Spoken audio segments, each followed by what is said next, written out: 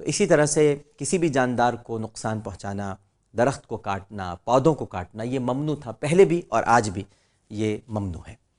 سیرت ابن ہشام میں لکھا ہے کہ قصی نے مکے پر اقتدار قائم کرنے کے بعد پھر تعمیر نو کا منصوبہ قائم کیا، یعنی بنایا۔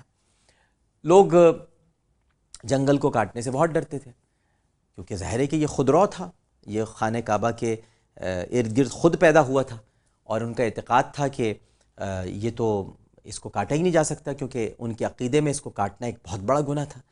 چنانچہ قصی نے سب سے پہلے خود کلہڑا چلایا اور لوگوں کو یہ کہا کہ یہ دیکھو، بے شک درخت کاٹنا ممنوع ہے، ناجائز ہے، لیکن ان درختوں کے کاٹنے سے ہمارا مقصد آبادی ہے، بربادی نہیں ہے، تعمیر ہے، تخریب نہیں ہے۔ ہم تو کعبے کی توسیع کر رہے ہیں، ہم تو چاہتے ہیں کہ یہاں پر لوگ جوق در جوق آئیں۔ یہ درخت راہ میں رکاوٹ بن رہے ہیں، کانٹے چبھتے ہیں، بیری کا درخت ہے، کیکر کا درخت ہے، یہ تو تعمیر ہے۔ لوگ حضرت قصی کی اس بات سے مطمئن ہو گئے۔ یعنی یوں کہا جائے تو زیادہ بہتر ہوگا ناظرین کرام کہ ہمارے حضرت قصی جو تھے وہ روایت شکن تھے، روایت پرست نہیں تھے۔ سب سے پہلے روایت شکنی کا آغاز انہوں نے کیا۔ علامہ اقبال نے تو بہت پہلے کہا تھا کہ زمانے کے انداز بدلے گئے، نیا راگ ہے ساز بدلے گئے، ہوا اس طرح فاش راز فرنگ کہ حیرت میں ہے شیشہ باز فرنگ، پرانی سیاست گری خوار ہے، زمیں میر و سلطاں سے بیزار ہے، گیا دور سرمایہ داری گیا، تماشا دکھا کر مداری گیا، تمدن تصوف شریعت کلام، بتانے عجم کے پجاری تمام، حقیقت خرافات میں کھو گئی، یہ امت روایات میں کھو گئی۔ تو یہ روایت شکن تھے۔ درختوں کو کاٹنے کے بعد انہوں نے ایک نقشے کے مطابق شہر کی تعمیر شروع کی اور خالی اراضی کے پلاٹ بنائے اور قریش کے ہر ایک خاندان کو ایک پلاٹ دے دیا۔ دوسرے لفظوں میں یہ بھی کہا جا سکتا ہے کہ ہر قبیلے کی الگ الگ کالونی آباد کر دی۔ یعنی کالونائزیشن جو ہے، کالونی کا تصور، کالونی کا آئیڈیا جو سب سے پہلے اہل عرب کو روشناس کرایا گیا، وہ حضرت قصی نے روشناس کرایا۔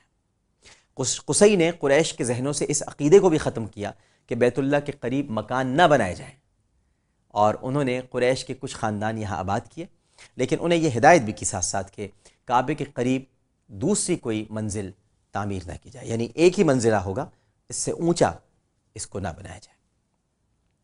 قصی نے نہایت اعلیٰ منصوبہ بندی کے ساتھ اس شہر کو آباد کیا اور بیت اللہ شہر کے درمیان میں آ گیا۔ اس کے گرد و نواح میں بہت وسیع میدان چھوڑ دیا گیا۔ کالونیوں کے درمیان میں راستے رکھے گئے جو بیت اللہ کے میدان پر آ کر ختم ہوتے تھے، اور ان میں وہ شاہراہ بھی تھی جس کو طریق ابن شیبہ کہا جاتا ہے۔ یہ شاہراہ سب سے زیادہ بڑی اور وسیع تھی، اور یہ پرانی آبادی اور نئی آبادی کو بھی آپس میں ملاتی تھی۔ ایک شاہراہ باب صفا سے شروع ہو کر جنوب کی طرف باب اجیاد تک جاتی تھی، اور اسی راستے پر سقیفہ بنی ساعدہ تھا، اور اسی شاہراہ کے قریب وہ مکان بھی تھا جو بعثت سے قبل صائب بن الصائب کی شرکت میں تجارت کرنے کے لیے رحمت للعالمین صلی اللہ علیہ وآلہ وسلم نے کرائے پر لیا تھا۔ قصی نے کعبے کے سامنے اپنا ایک مکان بنوایا اور اس کا صدر دروازہ کعبے کی طرف رکھا گیا۔ اس کو آپ نے قومی کاموں کے لیے عام کر دیا اور اس کا نام دار الندوہ رکھا۔ قصی نے اپنی قوم میں جو انقلاب پیدا کیا، اس نے پوری قوم کی نظروں میں ان کی عزت اور وقار کو بلند کر دیا۔ ان کی عظمت قوم کے دلوں کی گہرائیوں میں پہنچ گئی اور لوگ ان سے برکت حاصل کرنے لگے۔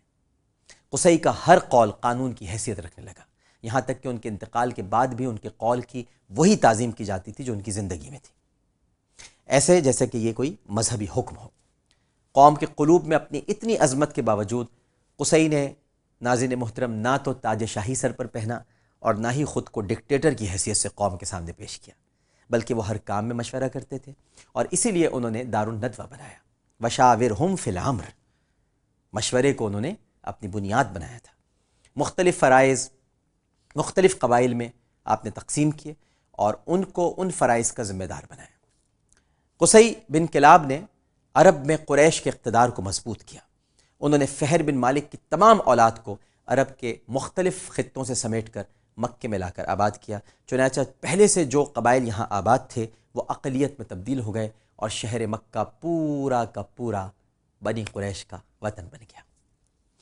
قصی بن کلاب نے ناظرین محترم تمام اطراف عرب سے آنے والے زائرین کی خدمت کا بہترین انتظام کیا، اور اسی کی بدولت رفتہ رفتہ عرب کے تمام قبائل اور علاقوں میں قریش کا اثر و رسوخ قائم ہو گیا۔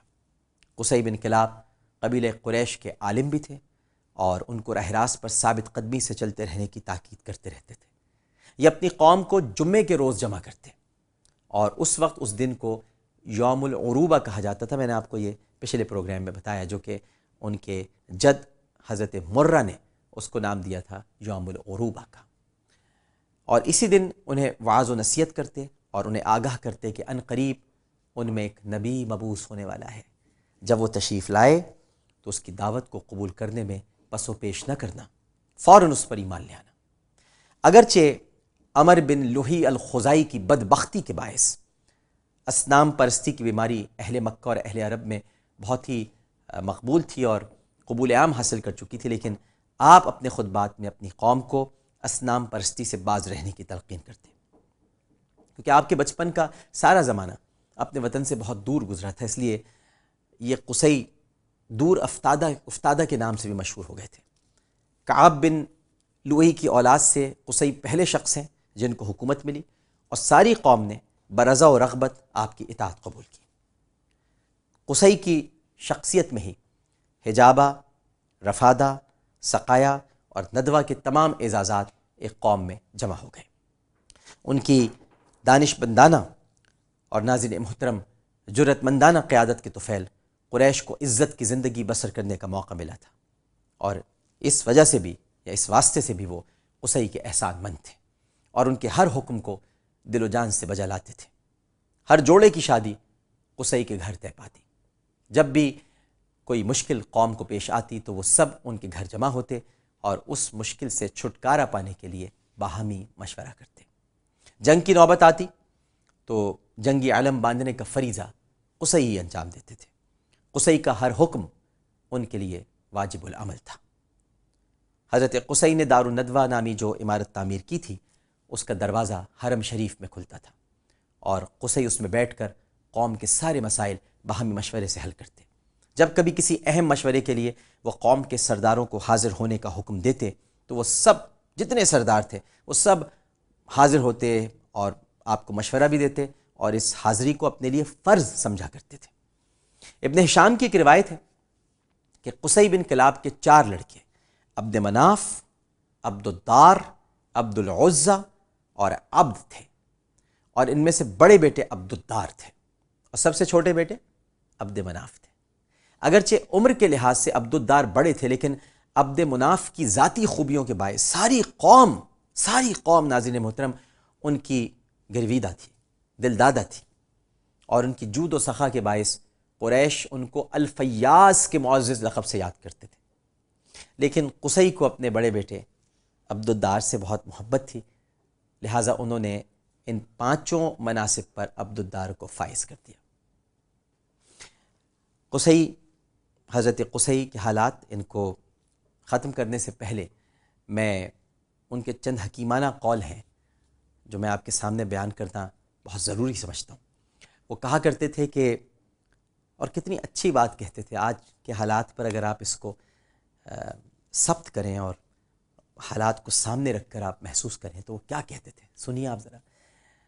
فرماتے ہیں کہ جس نے کسی سفلہ مزاج اور کمینہ خصلت آدمی کا احترام کیا، وہ گویا اسی کی کمینگی میں حصے دار ہے۔ یعنی سفلہ مزاج سمجھتے ہیں؟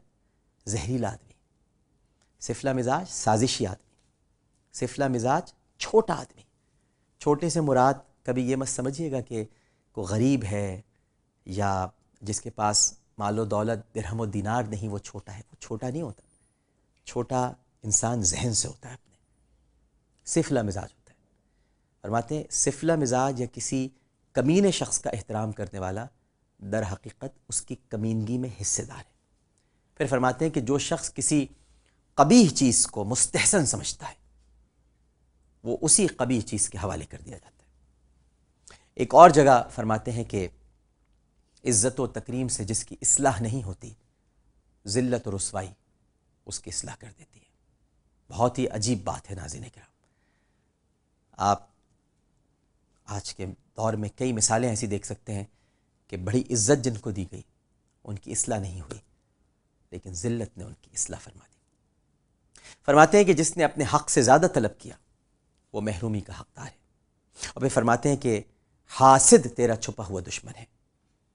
چھپا ہوا دشمن اگر کوئی ہے تو وہ حاسد ہے۔ حاسد پتہ نہیں چلتا کہ کون ہے۔ حضرت علی نے بڑی اچھی اس کی نشانی بتائی تھی۔ فرماتے ہیں کہ اگر کوئی تمہاری خوشیوں میں شریک ہو اور خوشیوں میں شریک ہو کہ اس کا چہرہ مرجھایا ہوا ہو تو سمجھ لو وہ تم سے حسد کرتا ہے، کیونکہ حاسد کے لیے یہی سزا کافی ہے کہ جب تم خوش ہوتے ہو تو وہ اداس ہو جاتا ہے۔ مرتے وقت انہوں نے اپنے بیٹوں کو یہ وصیت کی کہ شراب سے اجتناب کرنا، کیونکہ یہ بدن کو تو درست کرتی ہے لیکن ذہن کو برباد کر دیتی ہے۔ قصی کے حالات پر آج کی ہم گفتگو کو ختم کرتے ہیں۔ ناظرین محترم، نبی کریم صلی اللہ علیہ وآلہ وسلم کے اجداد، ہمارا یہ پروگرام ابھی جاری ہے۔ کل انشاءاللہ اسی وقت اسی چینل پر اسی پروگرام کے ساتھ دوبارہ حاضر ہوں گے۔ اللہم صلی علی سیدنا و مولانا محمد وعلی آلہ واصحابہ وبارک وسلم وصلی علیہ۔ اپنا بہت خیال رکھیے گا۔ اللہ حافظ۔ یا رسول اللہ رفعت آپ نے پائی کہ بس، یا رسول اللہ رفعت آپ نے